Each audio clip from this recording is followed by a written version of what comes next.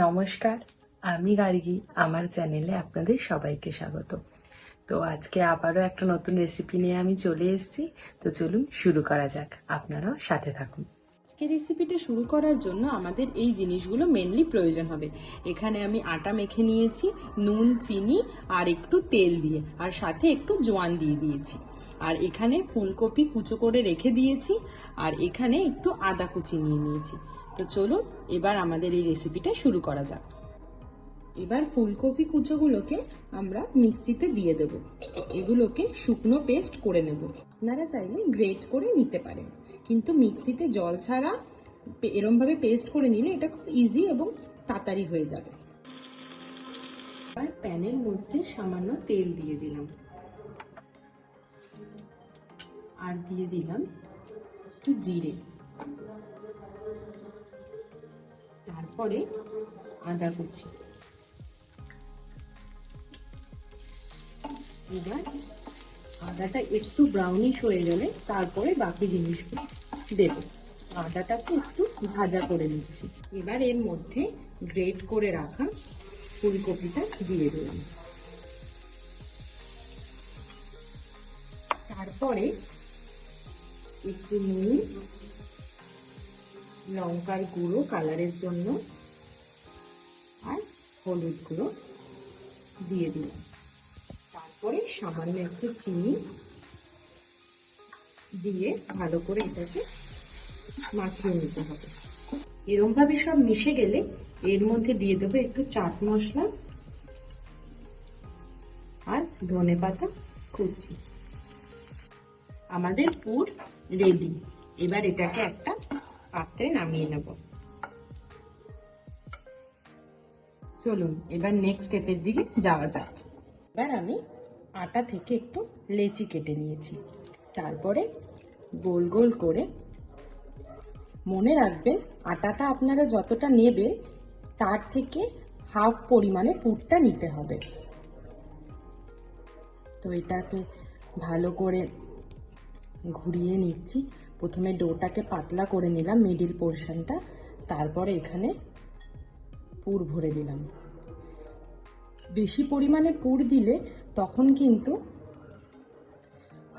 আপনারা যখন আটাটাকে মাখবেন সেই ক্ষেত্রে পুরটা বাইরে বেরিয়ে যাবে। তো আটাটাকে মাখার সময়ও খুব হালকা হাতে মাখতে হবে। এবার একটু আটা ছড়িয়ে তার উপরে এটাকে নিয়ে এবার হালকা হাতে আস্তে আস্তে বেলতে হবে। বেশি জোরে প্রেস করলে পুরটা বাইরে বেরিয়ে যাওয়ার চান্স থাকে। তো হালকা হাতে আস্তে আস্তে করে বেলতে হবে। এবার প্যানটা গরম হয়ে গেলে দিয়ে দেবো পরোটাটা। তারপরে সাইড দিয়ে সামান্য তেল দিয়ে দেব। তারপরে একটু ঘুরিয়ে ঘুরিয়ে আর উপর দিয়েও সামান্য তেল দিয়ে দেব। আমাদের ওই পাশটা ভালো করে হয়ে গেছে। এবার এই পাশটা ভালো করে ভেজে নেব। দেখুন এই পাশটা সুন্দরভাবে ভাজা হয়ে গেছে। ওই পাশটা ভালো করে ভাজা ভাজা হয়ে গেলে আমাদের ফুলকপির পরোটা পুরো রেডি। দেখুন আমি এখানে রিফাইন তেল দিয়ে পরোটাটা ভেজেছি। আপনারা চাইলে ঘি ইউজ করতে পারেন বা সর্ষের তেলটা ইউজ করতে পারেন, কিন্তু সর্ষের তেলে একটা কাঁচা গন্ধ বেরোবে, তো ওটা খেতে খুব একটা ভালো লাগবে না। তো আপনারা রিফাইন তেল বা ঘি ইউজ করতে পারেন। তো চলুন আমাদের এটা পুরো রেডি। এবার প্লেটে নামিয়ে নিচ্ছি। দেখুন আমাদের পরোটা রেডি হয়ে গেছে। এরপরে এটাকে আমরা এই রসুনের চাটনির সাথে সার্ভ করব।